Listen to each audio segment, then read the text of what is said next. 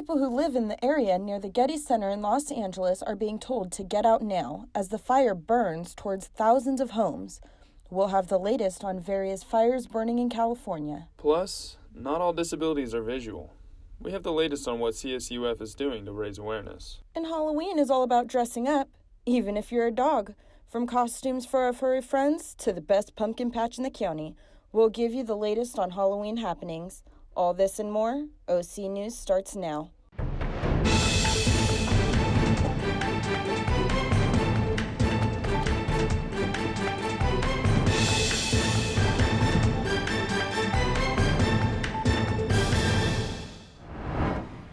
Welcome to OC News and thanks for joining us. I'm Katie DeFalco. And I'm Alex Armstrong DeHogue. OC News is brought to you by the broadcast journalism students at Cal State Fullerton. A fire on the west side of Los Angeles near the Getty Center continues to burn out of control. Warnings such as "Get out now" were heard by residents as many had just minutes to load their cars and get out of the way of the fast-moving brush fire. The fire is burning near the 405 and Sunset Boulevard, an area where many celebrities live. Right now, it is 0% contained. We turn now to OC News reporter Rachel Andrews, who has the very latest on the Getty fire. Rachel? Thank you. Several homes have already burned to the ground.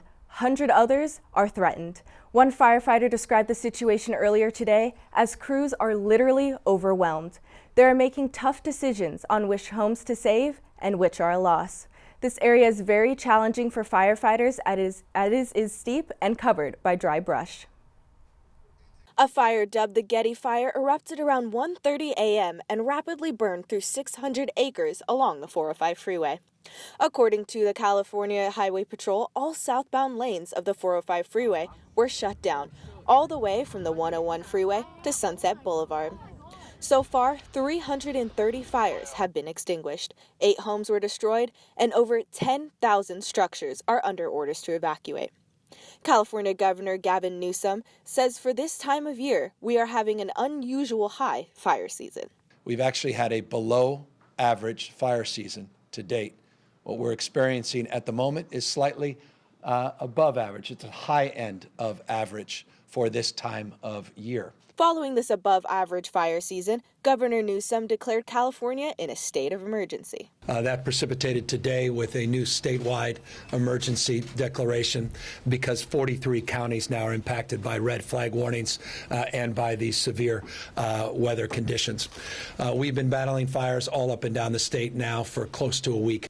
So far, Los Angeles celebrities LeBron James, Arnold Schwarzenegger, and Senator Kamala Harris have announced their evacuation.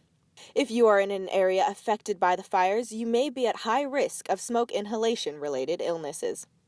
If you are a person with heart or lung disease, an older adult, caring for children including teens, or pregnant, be especially wary. UCLA and Santa Monica College canceled classes due to the fire. Many LA Unified School District campuses will also be closed, as well as all Santa Monica and Malibu School District campuses. That is your latest on the Getty fire. Back to you guys at the desk. The Getty fire isn't the only blaze burning through California right now. The fire in Sonoma County has burned 66,000 acres and is only 5% contained. Nearly 200,000 residents have evacuated and 96 structures have been destroyed. CAL FIRE's current goal is to secure the perimeter and protect structures. In Southern California, fires in San Bernardino and in Calabasas have been put out. No damaged structures or injuries have occurred. Cal State San Bernardino canceled classes because of the power shutoff in the area as well. The Tick fire in Canyon Country began last Thursday and is now 78% contained. This fire burned more than 4,600 acres and has destroyed 26 structures. Since these fires have been burning, PG&E has shut off power to almost 1 million homes.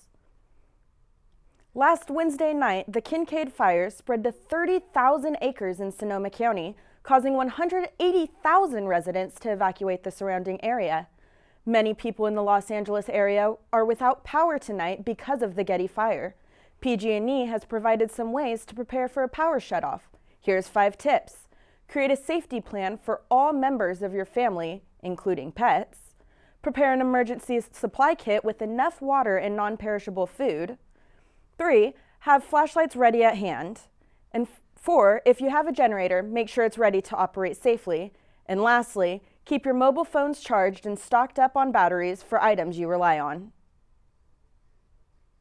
And now we go to Tanya Thorne, who has this week's forecast and the upcoming high wind alert that is only adding fuel to the fires raging in California. Tanya? Hi everyone. Well, yes, we are definitely seeing that the temperatures are dropping ever so slightly, but we are still feeling the California sunshine, which is not helping these fires happening all around the county. Our current temperature stands at 78 degrees with a low going down to a cool 50 degrees. Winds are a little bit slow today at 5 miles an hour and a humidity of 5%.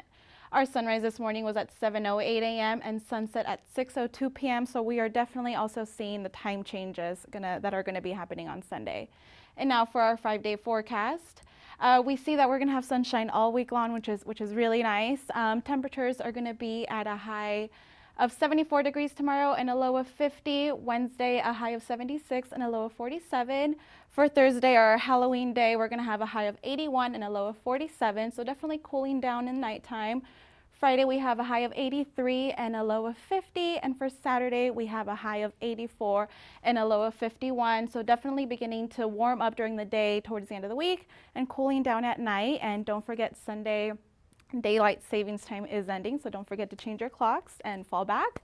And now we do have a high wind alert that is going to be issued Tuesday evening to Thursday afternoon. So winds are blowing over to the northeast and are supposed to be picking up from 20 to 40 miles an hour with gusts up to 50 to 70 miles an hour. So we know those high winds are definitely dangerous. They're going to be more dangerous over in the inland area and towards the mountains. And we know that these high winds can blow down trees and power lines, which don't help for any of the fires and are liable to spark new fires. So be safe out there. Thank you.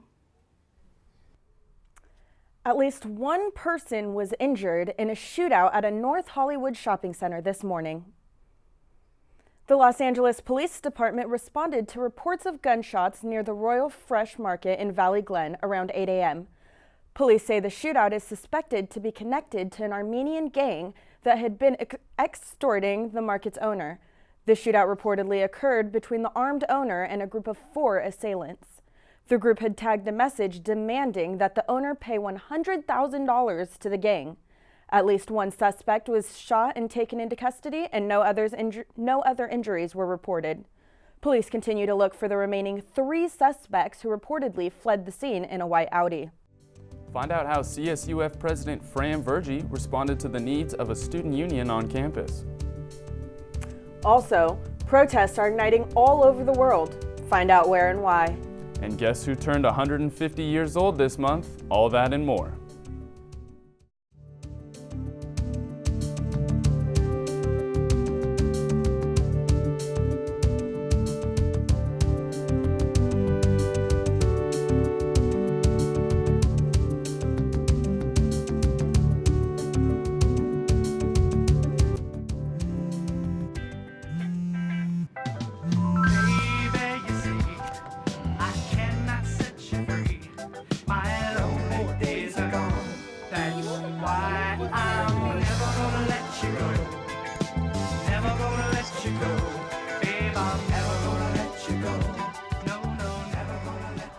Here you go.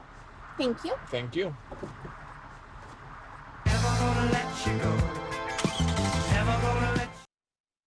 My mother was always very familiar with her neighborhood, but one day she stopped at the stop sign for much longer than usual, and she didn't know whether she should go forward or turn, and she wasn't even really sure where she was at. It was very unsettling for her.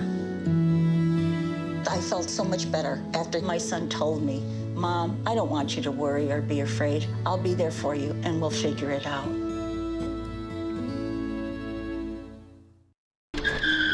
If I could go back and change it all, I would. I think I'm gonna miss you the most. I'm sorry. I'm so sorry. I'm so sorry. Maybe it's just the little moments. If I could go back and change it all, if I could go back, I would. But I can't.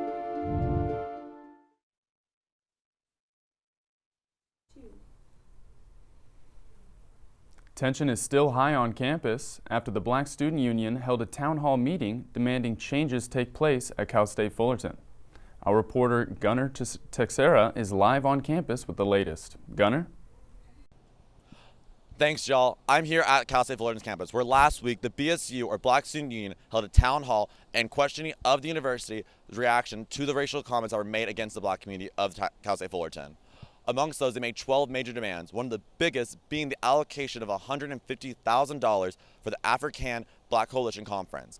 The university has promised $75,000, along with ASI promising an additional $10,000. And the president has also promised the increase of Black student peer-led programs to increase peer engagement for Cal State Fullerton Titans.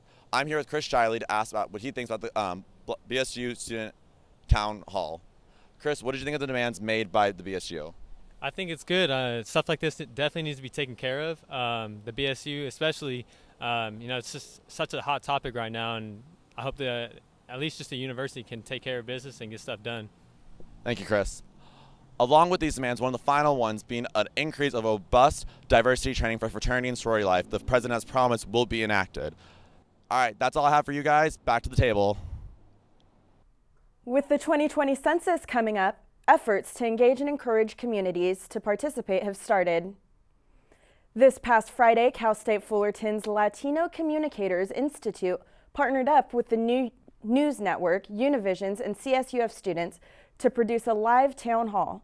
The town hall aimed to inform and engage the young Latino voters whose community has historically been miscounted. The town hall brought a variety of panelists, like a representative of the National Association of Latino elected and appointed officials, our ASI school president, Aaron Aguilar, and the vice president of the Fullerton School Board, Jeanette Vasquez. The panelists discussed the impact of the census, like the number of congressional seats appointed and budget distribution, among other things. The presidential election was also brought up, as these two events will have a major impact in the next couple of years. The process of impeaching President Trump is underway, as the House of Representatives will vote to formalize the procedures of their impeachment inquiry on Thursday. This comes a few days after the president announced the leader of ISIS was killed by American forces. And while President Trump attended Game 5 of the World Series in Washington, he was greeted with a wave of boos.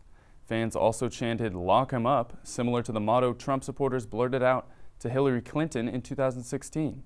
On top of that, fans were seen behind home plate holding up signs reading "Veterans for Impeachment."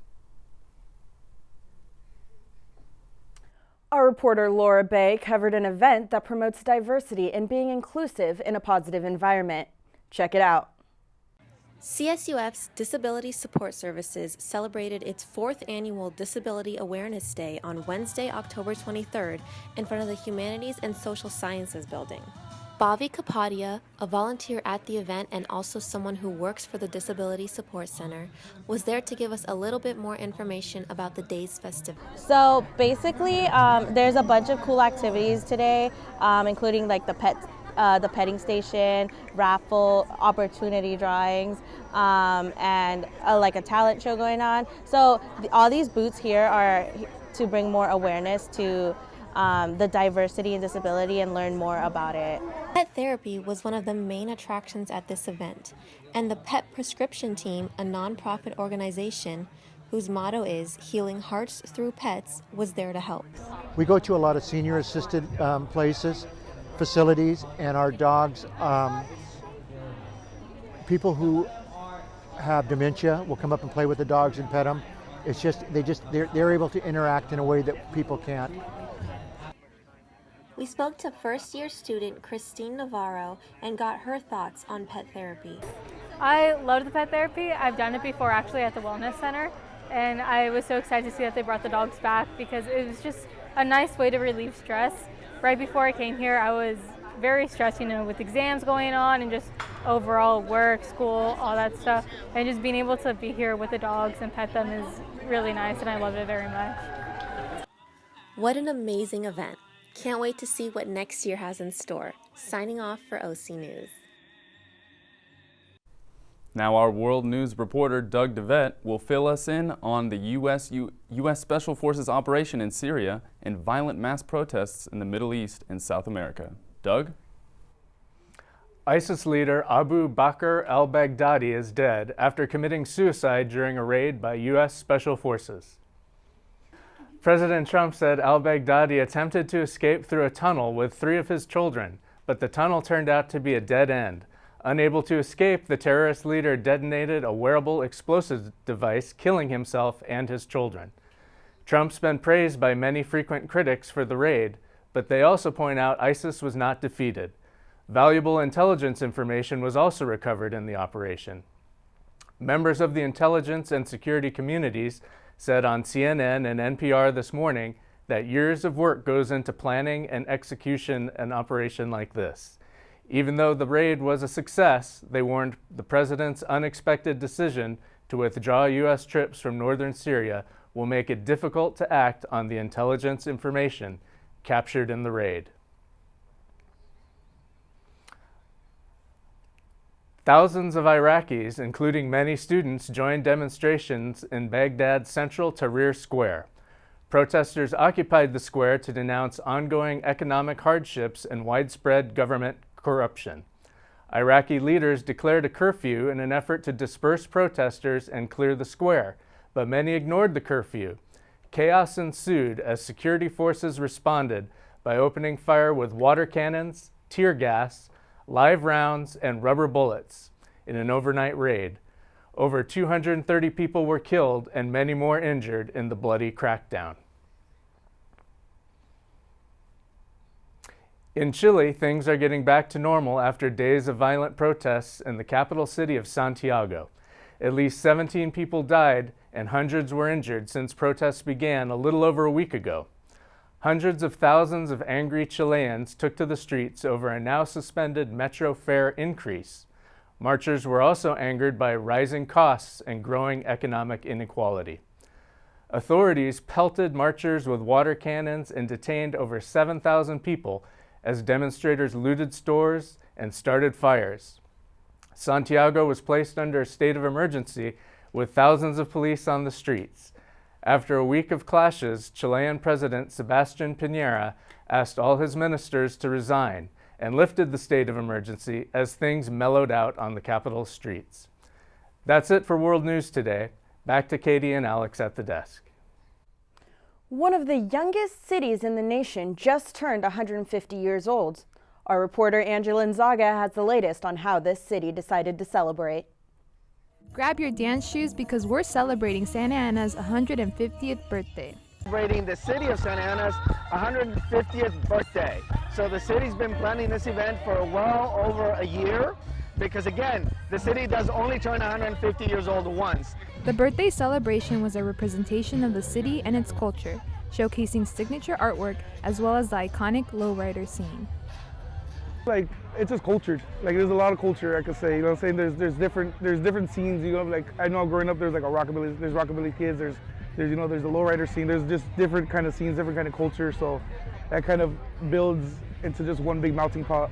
Hundreds of people were in attendance this Sunday to celebrate this monumental day, as committee members thanked everyone for showing up. Also hung tight for all the committee members because we spent hours and hours and hours and we were happy to do it for you because Santana has a lot to shine. The coined Sesquicentennial celebration also had some iconic structures emphasizing the 150 years since Santa Ana's existence. Because it's a birthday party. It's a birthday party because 150 years ago the city started, the city began. So if you're associated with Santa Ana, it's your birthday too. It's just a foodie place, it's a hip place, it's a happening place. Lots of movement in the art world as well. We have, visual arts and fine arts and entertainment. So check it out. It's much more than you would think until you know it. From Santa Ana, I'm Angela Nzaga reporting for OC News. Are you too old to dress up and too young to hand out candies on this Halloween? Well, we have some upcoming events that might be suited for you. And we have updates on a death that left many celebrities shook and heartbroken. All that and more after the break.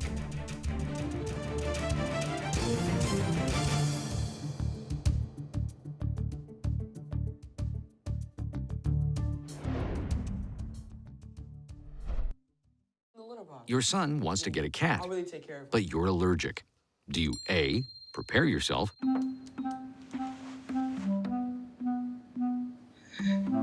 B, make the best of it, C squared equals 25. Good job! or C, find a loophole? When it comes to parenting, there are no perfect answers, but that's okay, because you don't have to be perfect to be a perfect parent. Teens in foster care will love you just the same. When I was in foster care, I never knew when I would have to move, so I always had my suitcase ready to go. Then one day, I was adopted. My new parents opened their hearts and home to me. My parents cook my favorite breakfast for me every morning. My parents take me on trips I never thought I would go on. They gave me a home and an even better reason to use that suitcase. My parents aren't perfect, but they're perfect for me. The premiere of The Terminator: Dark Fate was canceled today as a result of the Getty fires that broke out Monday morning. In Los Angeles, the film starred Arnold Schwarzenegger, who has amongst the 1,000 forced to evacuate due to the fire. According to The Variety, the movie is now scheduled to debut in North America on November 1st. Dave Chappelle was presented with the Mark Twain Prize for the American Humor Sunday night at the Kennedy Center in Washington. This privilege is awarded to influencers that have made a significant impact on American society. The president of the Kennedy Center, Deborah Rutter, said in a statement that Chappelle has challenged us to see hot-button issues from his entirely original yet relatable perspective. Chappelle's fame was all thanks to his former TV series, The Chappelle Show.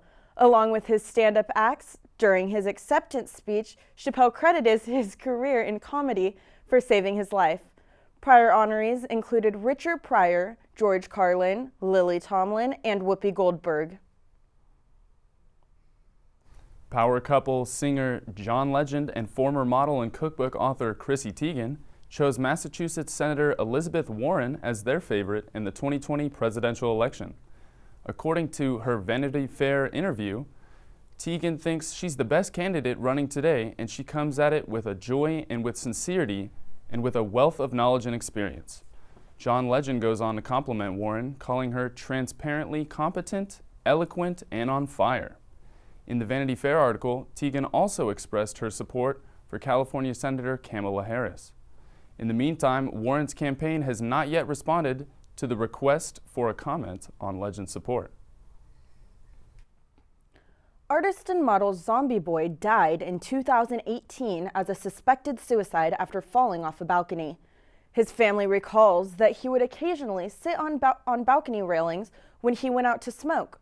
Coroner Melissa Gagnon claimed that he seemed to have fallen from a balcony where there was no one to witness the actual event. Quote, considering that habit in his very advanced state in inebriation, is plausible that Mr. Guinness accidentally fell from the balcony, end quote. According to Canadian coroner Gagnon's report that the occurrence of Zombie Boy's death may have been an accident. To further prove her case, the coroner explained that even though Zombie Boy has looked for help with mental illness before, he did not have symptoms of psychosis at the time of his death. What's better than decking out your furry friends in a Halloween costume? Well, just about nothing if you ask me. Rachel Andrews has more on a dog costume contest. I'm here at the Ritz-Carlton Laguna Niguel where they're hosting Yappy Halloween, a Halloween contest where owners and their pets can dress up like the ones right here and win prizes. This weekend, the Ritz-Carlton Laguna Niguel held a Halloween costume contest for dogs and their owners. The event was aptly named Yappy Halloween. With the payment of $10 per category, owners can enter with their dogs into 3 different categories: funniest, best themed, and best handmade costume. While you and your furry friends strut your stuff and show off your costumes, a panel of 3 judges decide if you made the cut. Winners are awarded with a prize and barking rights. If you aren't there for the dress-up contest, the Ritz-Carlton had vendors selling everything from drinks to hot dogs to beef-flavored water for the pups, unless that's something that you're into. All of the proceeds from the sales went to support the Veterans Initiative of Canine Companions. of which provide assistant dogs to U.S. war veterans. If you missed the Yappy Halloween event, the Ritz-Carlton hosts get-togethers for owners and their dogs monthly, with a Christmas-themed costume contest coming in December. Contestant Miranda Love and her dog Happy Love are regulars of the event. This is my first time at the Halloween Yappy Hour, the pet costume contest at Ritz-Carlton, yes, but I come regularly to Yappy Hour. It's once a month. The duo entered in 2 of the 3 costume contests in hope of coming home with a win. We are going for Best Duo in the costume contest, and then also we're up for funniest costume. So Beetlejuice, which is a comedy, so we're excited about that. Despite all the good efforts, Miranda and Happy did not come home with a win. Instead, the winners were the Chicken Schnoodle for the funniest costume, Best Handmade Costume was awarded to the Popeye Express, and the Best Theme Costume was awarded to Pirates of the OC. The Best in Show award was announced last and handed to Game of Bones. Although the Loves will not come home with a prize this time, the event was still one for the books. So far, just seeing the other costumes and getting excited about what's coming up, and of course the views. The views are gorgeous. Even if competing is not your thing, people and their pups sure had a barking good time. For OC News, I'm Rachel Andrews. With Halloween coming up this week, that means some spooky activities are coming to an end. First, Disneyland. Coming to an end on this Thursday, October 31st, their spooky season is not going to happen anymore. And then starting November 2nd, or Not Scary Farm will be in effect until November 2nd. Along with other places that you can visit that are until November 2nd are the Dark Harbor at the Queen Mary and also the Los Angeles Haunted Hayride. All of these events are kind of recommended to bring a little older people because younger ages, it might scare them. Halloween Horror Nights at Universal Studios will be going until the 3rd, so you have a little bit of extra time to keep the spooky season happening. You know, I love the fall season. The cold weather, the fuzzy sweaters, and the best of all, getting to carve pumpkins. If you love pumpkin patches, you're going to love this. Our reporter Bianca Venezuela gives us an inside look at the Tanaka Farms, a Hello Kitty-themed pumpkin patch in Irvine. What better way to celebrate fall season than going to a pumpkin patch? I'm here at Takana Farms in Irvine where they're doing tons of activities to kick off spooky season. Let's check it out. Welcome to Tanaka Farms, where they pretty much have fresh farmers markets year-round. It's only natural to have fresh pumpkins for the beginning of fall, perfect for carving or even making pumpkin pie. People were picking pumpkins by the barrel, literally. Or not missing the perfect opportunity for a cute photo op. I'm really excited about the wagon tour. They got a tractor pulling the wagon. I love pumpkins. Halloween is my favorite season. I love fall, all the colors. So amazing. Speaking of the wagon tour, let's hurry so we don't miss the ride. Guests got to ride the wagon all around the pumpkin patch, making sure to stop by the famous pumpkin cannon.